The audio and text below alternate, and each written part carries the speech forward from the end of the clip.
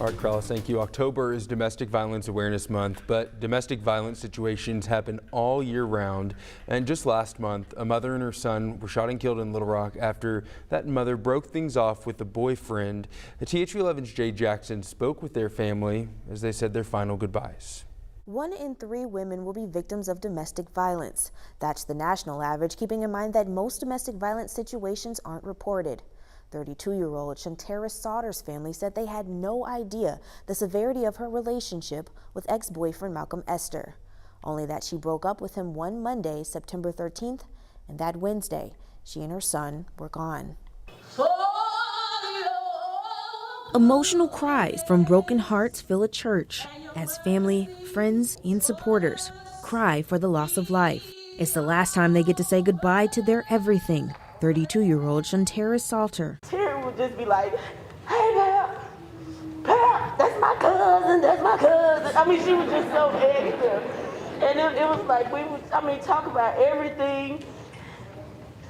And she was everything. And her 8-year-old son, Jamichael Petty. Jamichael, the boy was everything. He was like a little chocolate teddy bear. He was so sweet. JT was everything. And then the last before COVID, we had our last little Thanksgiving at my house in Texas.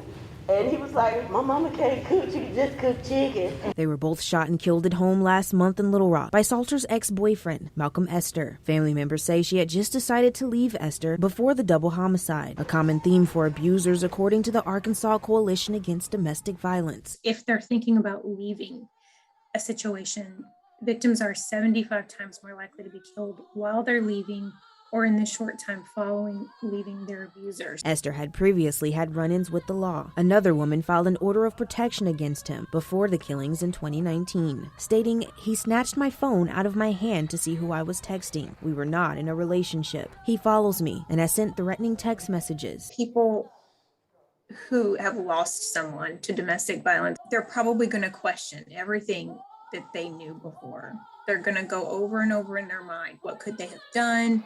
What might have been different? Amongst the crowd of the cries, 10-year-old Tyriana sits silent. It's her mother and little brother, her everything, lying in their caskets. You did not do anything wrong.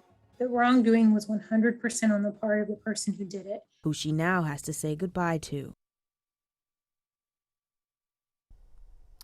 Family members are starting a nonprofit in their honor called Shantae Speaks in hopes to bring awareness to domestic violence victims after they seek justice for their murders.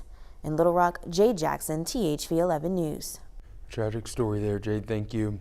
There are signs you need to look out for if you or someone you know might be experiencing domestic violence. Be aware of the 3 types of abuse: physical, emotional, and mental. Some of the signs of abuse could be anything from isolation and humiliation to something worse, like physical aggression. Executive Director of Union Rescue Mission, Christopher Ramsey, says getting people out of these dangerous situations is not enough. There are lasting psychological triggers that exist in the individual after they experience domestic violence that can be haunting. One can hear a door close and become terrified, hear a car pull up in the driveway, even if they find their way to safety.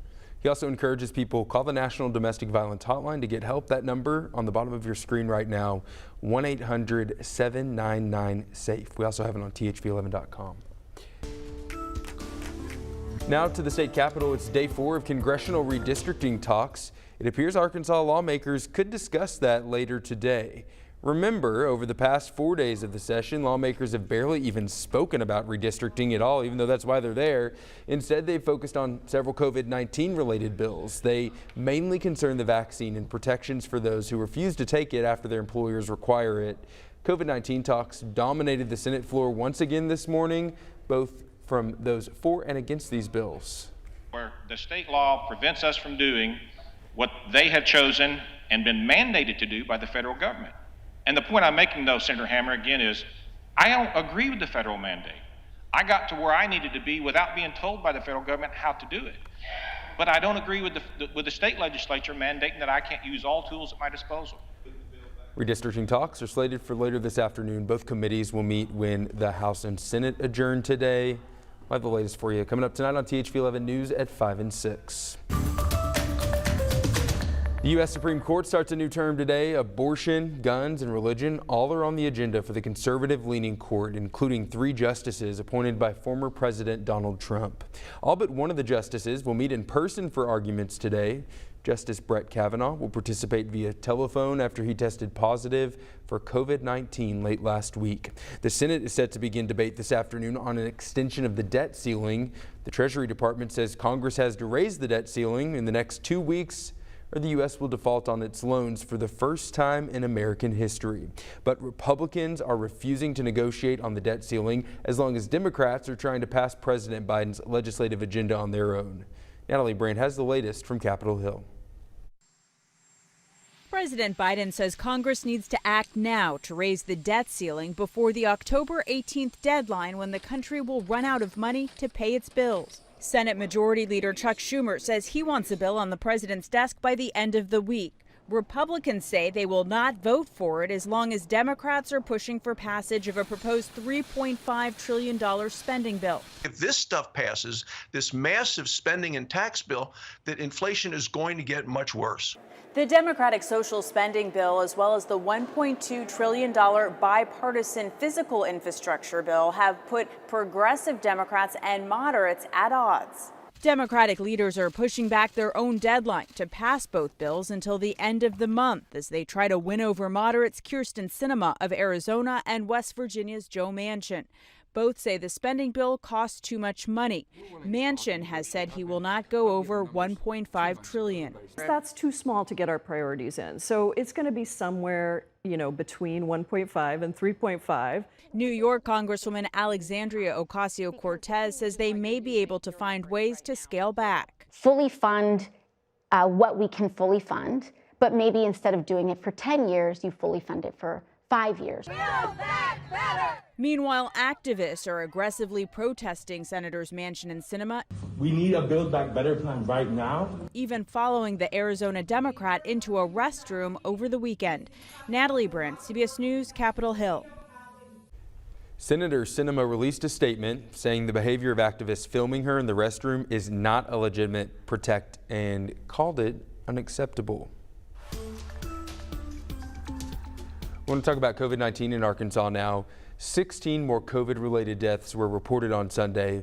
That makes 7,740 lives lost since this pandemic began. The latest report from the Department of Health says we've almost 500 new cases of the virus in the state. There was no change in hospitalizations yesterday, but 23 patients were placed on ventilators. The fight against COVID-19 could take a major step in the month of October.